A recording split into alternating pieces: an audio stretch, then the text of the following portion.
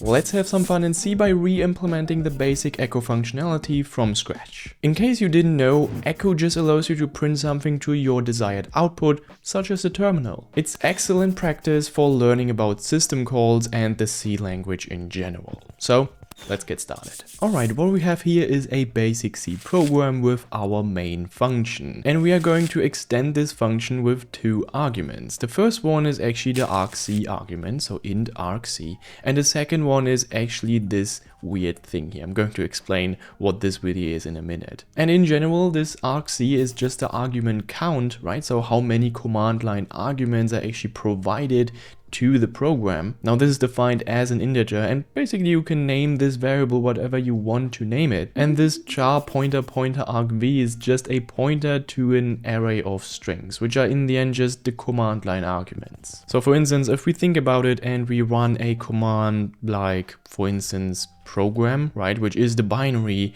and then we say hello world, what we actually get is that argc is 3. So we do have the program name here included, which is always the first argument in the argv array here. Then we've got argv at the position 0, which is the program. So we've got .program as a string, and then clearly we also have argv at the position 1, which is hello, and then we've also got world at the position 2 here in our C-style array. Okay, now with that in mind, we can actually loop over the arguments. So what we're going to do is we are going to create a basic for loop here. So int I is equal to 0, and then I is less than argc and I++.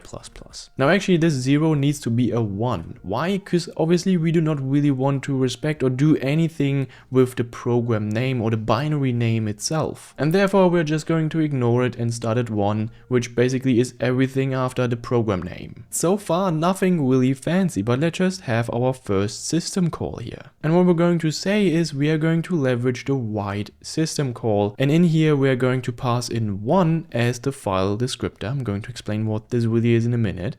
Then we're going to say argv at the position I, and then we're going to determine the number of bytes we want to write with strlen, right? And in here we're just going to say argv at the position I as well. Now we need this header file here because really it gives us access to the strlen function here to really get or determine the string length. And we need this header file here because it just gives us access to the write system call. Okay, so what is actually this write and what is a system call? So basically write is a low level system call and it's not really printf. There is a huge difference between these two functionalities. And when you call this write system call, here's really what happens under the hood. First off, it just makes a system call to the Linux kernel. Now a system call is really similar to your program kind of asking the operating system for help. So your program really just runs in user mode and cannot really directly touch the hardware, for instance, files, or do anything kind of dangerous. But sometimes you need to do things like writing to a file, read from disk, send network packets, or even allocate memory. And that's when you need to make a system call, or syscall for short. And then the kernel just does its magic and handles this system call, like in our case actually writing to a device or a file. And it's important to know that this write system call, or every single system call, just involves a mode switch from the user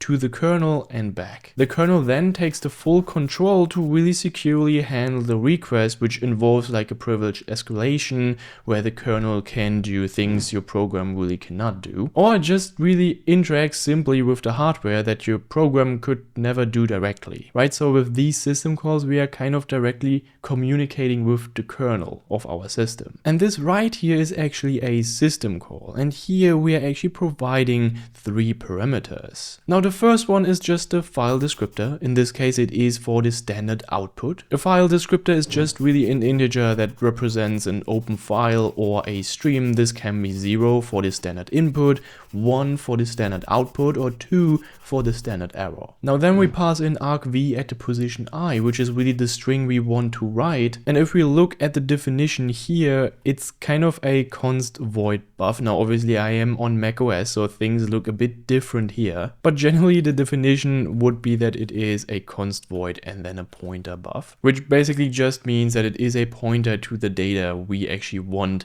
to write. And the void pointer really means that it can point point to any type of data like strings, integers or binary data. And then we've got in the definition this size t parameter here. And we are passing in here the length of our command line argument. And this really indicates how many bytes we want to write. Right, so it exactly tells the system call how many bytes to write from the buffer. Why are we really doing this? Because write does not really know when your data ends. It just writes the number you've basically specified. So in the end, you can even write less than you've actually provided, if that makes sense. Now this write function actually returns something, and the return value is of type size t or s size t, and we can name this, for instance, written. And this written variable just kind of declares how many bytes were actually written, and s size t, so the data type in this case, is just a signed integer type used basically for sizes or byte counts. And then what we can actually do, because written actually signals how many bytes we've written, we can actually check if written is equal to -1. So basically, if any sort of error occurs while executing this system call, -1 is actually returned as a value, and we can check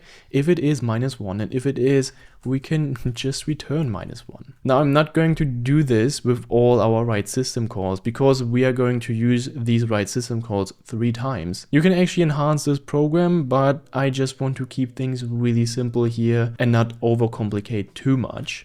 So we're just going to ignore errors here. Please don't do this in production, obviously. Now, right now, if we're going to execute this program with like program and then hello world, for instance, what we'll actually get is something like this, right? Without like a \n, so a new line in the end, and without any type of space between the words. And this is actually wrong. So we're going to fix this. And we are going to fix the space issue first by just checking if I is less than argc -1. And then in here, we are just going to write again to 1, which is the standard output. Then we're going to add a symbol space here. And then we're going to say 1 because we've only written 1 byte, or we only want to write 1 byte. Now we do have this if condition here because we want to add a space between the arguments, but not after the last one, right? Which kind of makes sense, and that's why we actually have this -1 here. Now last but not least, let's just add a new line and then we are finished. So what we're going to say is write, we are using the standard output again, and then we use \n, and in here we are again just writing 1 byte. Alright, that's pretty cool. Let's just run this program, and we are just going to use CC on macOS. You can use whatever you want to based on your OS, but we are just compiling it here, and then we are running the binary, and then we get hello world back, which is really cool. And you might notice that these are here the arguments, right? We've provided hello and world as 2 individual arguments. And now we've kind of simulated the echo command with just plain syscalls. Now it is important to highlight though that we are not really using any sort of buffering here. On the other hand, printf, for instance, uses buffering. So it collects multiple writes and makes fewer syscalls to be even more efficient. So this is really a beginner introduction to system calls and in general just simulating or trying to implement the echo command here. Now that was pretty cool and I hope you liked it as well. Oh, and if you want to learn something about C++ and get to know the weirdness of const, feel free to check out this video here. Anyway, thank you so much for watching, have a lovely day and bye bye.